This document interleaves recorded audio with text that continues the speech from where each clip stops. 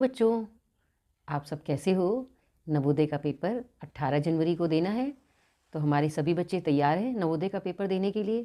बहुत सारी topics math में जिसमें क्वेश्चन आएंगे मैथ वाले, उसमें जो है हमने बहुत टॉपिक पे सीख लिया है। अब एक टॉपिक और बचा हुआ है जिसका नाम है मापन के अनुप्रयोग। एक क्वेश्चन है, यदि चाय के 20 पैकेटों का मूल्य 300 है तो चाय के 45 पैकेट का मूल्य कितना होगा? तो बच्चों देखो, ये क्वेश्चन देखने में तो बहुत इजी लगता है, लेकिन आप जल्दीबाजी में क्या कर देते हो कि सीधे 45 पैकेट का मूल्य निकालने के लिए 300 में आप मल्टीप्लाई कर देते हो।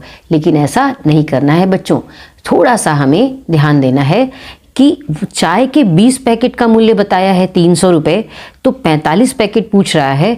तो 45 पैकेट का बताने के लिए सबसे पहले बच्चों हमें क्या करना है, हमें एक पैकेट का मूल्य निकालना है। ठीक है, तो एक पैकेट का मूल्य निकालने के लिए हम तभी तो पहले लिखेंगे कि 20 पैकेट का मूल्य 300 रुपये है, तो एक पैकेट का मूल्य बराबर, तो फिर क्या करेंगे, हम 300 में 20 से डिवाइड कर देंगे। जब 300 में 20 से डिवाइड कर देंगे तो हमारा कितना आंसर आएगा, 15। तो यानी कि एक पैकेट का मूल्य कितना हुआ, 15 रुपये। अब क्या करना है, क्या पूछा है, 45 पैकेट का मूल्य।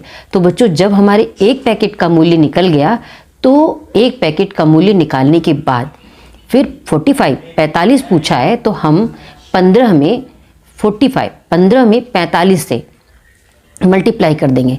फिर इसके बाद जो आंसर हमारा आएगा वो हमारा 45 पैकेट का मूल्य होगा। तो जब हम 15 में 45 से मल्टीप्लाई करेंगे तो हमारा आंसर आएगा 675 रुपये।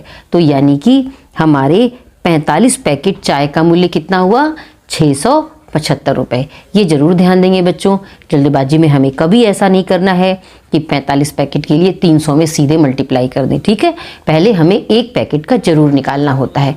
उसी तरीके से हम एक और क्वेश्चन देख लेते हैं जो इसमें इसी चैप्टर से होता है। वो क्वेश्चन है, एक दर्जन केलों का मूल्य 60 रुपये है, 30 केलों का मूल्य कितना होगा? क्या बोल रहा है, एक दर्जन केले का मूल्य 60 रुपये है, तो 30 केले का मूल्य कितना होगा? अब देखो बच्चों, हमें पता है कि एक दर्जन में कितने केले होते हैं, 12। तो यानी कि 12 केलों का मूल्य 60 रुपये है। तो जब 12 केले का मूल्य 60 रुपये है, तो फिर हमें 30 केले का मूल्य पता कैसे चलेगा? पहले वाले क्वेश्चन में हमने देखा था, हमें पहले एक का निकालना है।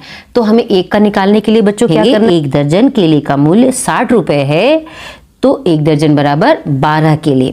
फिर एक केले का मूल्य कितना हो जाएगा, 60 में हम 12 से डिवाइड करेंगे। तो जब हम 60 में 12 से डिवाइड करेंगे तो कितना आ जाएगा, 5। यानी कि एक केले का मूल्य कितना हुआ, 5 रुपये। तो जब एक केले का मूल्य निकल गया बच्चों, तो फिर हमें अब 30 केले का मूल्य बताना है।